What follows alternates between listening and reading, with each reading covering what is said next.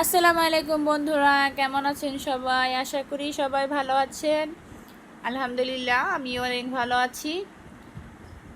তো আজকে আমি একটা পিঠা বানাবো, তাই আপনাদের সাথে শেয়ার করব। আপনারা কি নামে ডাকেন এই পিঠাটারে? আমাদের এইখানে মানে আমাদের এই জায়গায় তো আমরা এটা বলি হচ্ছে পোয়া পিঠা বা তেলের পিঠা। আপনারা কি নামে ডাকেন অবশ্যই কমেন্টে জানাবেন।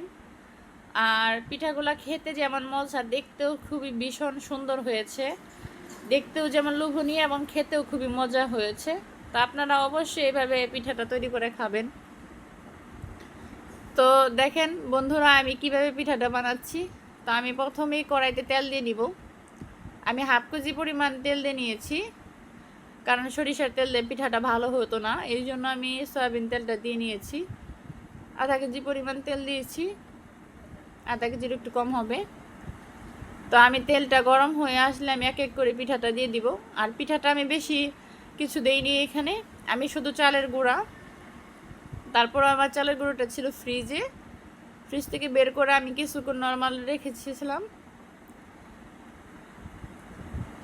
তো আমি কিছুক্ষণ নিচে নামানো রাখার পর আমি এটা হচ্ছে পানি দিয়ে গুলিয়ে রাখছিলাম।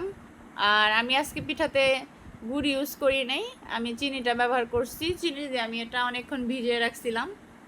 2 ঘন্টা পরে আমি এটা আর কি বানানো শুরু করছি। এখন রাত 8টা। আমি এটা ভিজিয়ে রাখছিলাম বিকালের দিক দিয়ে, 4টা 4:30টার দিক দিয়ে।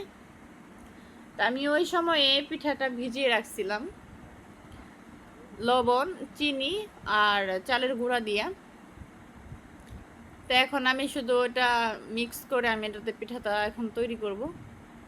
দেখেন বন্ধুরা, পিঠাটা দেখতে কেমন হয়েছে অবশ্যই জানাবেন।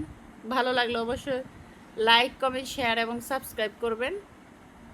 পাশে থাকবেন, চ্যানেলটি সাবস্ক্রাইব করে পাশে থাকবেন। ধন্যবাদ সবাইকে। আর কার কার এরকম ফুলকো ফুলকো তেলের পিঠা খেতে ভালো লাগে অবশ্যই জানাবেন।